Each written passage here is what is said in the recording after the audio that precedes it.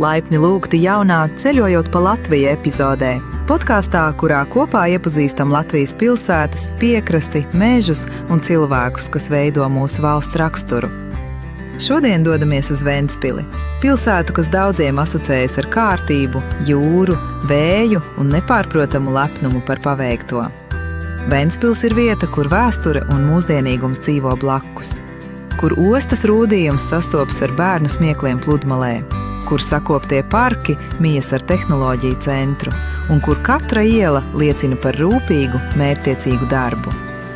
Pirmais. Ierašanās Ventspilī. Pirmie soļi pie jūras.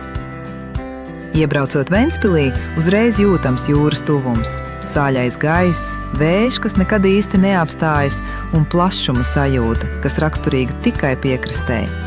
Pilsēta ir nevainojami sakopta. Puķu dobes, soliņi, veloceliņi, rotaļu laukumi – viss izskatās kā tikko uzstādīts.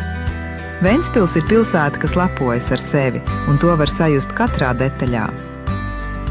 Otrais. Osta un jūrniecības stāsti.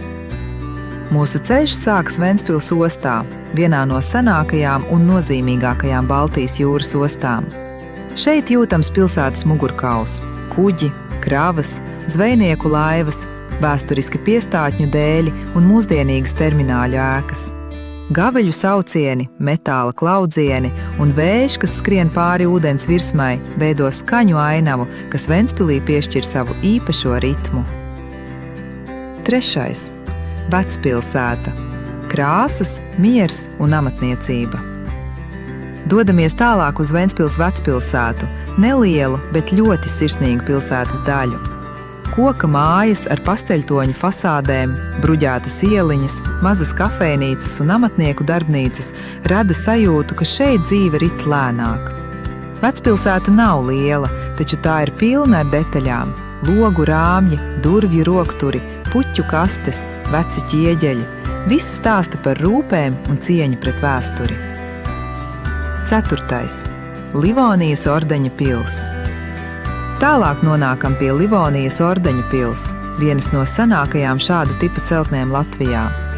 Pils ir rūpīgi restaurēta, un tās ekspozīcijas ļauj izsekot Ventspils attīstībai no viduslaikiem līdz mūsdienām. No torņa paveras skats uz ostu, vecpilsētu un jūru. Skats, kas apvieno pagātni un tagadni vienā ainavā. Piektie. Pilsētas parki un slavenās govis. Ventspils ir slavena ar saviem parkiem. Tie ir kā pilsētas vizītkarte. Plaši zālieni, perfekti kopti celiņi, tematiskie dārzi, strūklakas un rotaļu laukumi padara pilsētu par vienu no zaļākajām Latvijā. Un, protams, govi skulptūras. Krāsainas, rotaļīgas, dažkārt humoristiskas. Tās sastopams visur – parkos, laukumos, pie ostas, pie pludmales. Ventspils govis ir kļuvušas par pilsētas simbolu un neatņemamu tās identitātes daļu. Sastais. Baltijas jūra, pludmale, vējš un brīvība. Dodamies uz Ventspils pludmali, viena no tīrākajām un skaistākajām Latvijā.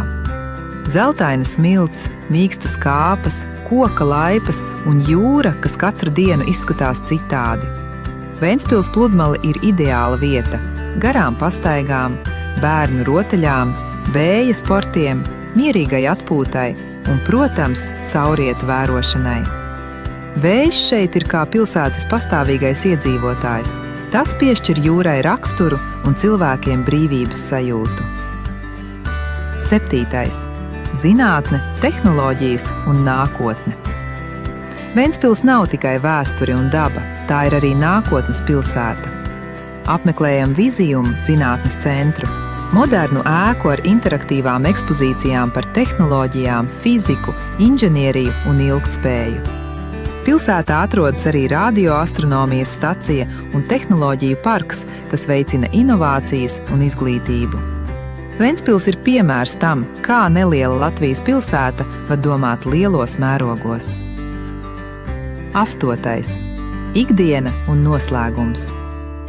Dienas noslēgumā pastaigājamies pa galveno ielu, kur vakara gaisma krīt uz krāsainajām mājām un sakoptajiem parkiem. Ventspils ir pilsēta, kas pārsteidz. ar savu kārtību, jūras tuvumu, zaļumu, kultūru un ambīcijām. Šodien mēs izstaigājām ostu, vecpilsētu, pili, parkus, pludmali un zinātnes centru. Ceram, ka šis ceļojums palīdzēja no jauna ieraudzīt Ventspili, pilsētu, kas ir gan mierīga, gan enerģiska, gan tradicionāla, gan moderni domājoša. Paldies, ka bijāt kopā ar mums podkāstā Ceļojot pa Latviju. Uz tikšanos nākamajā galamērķī!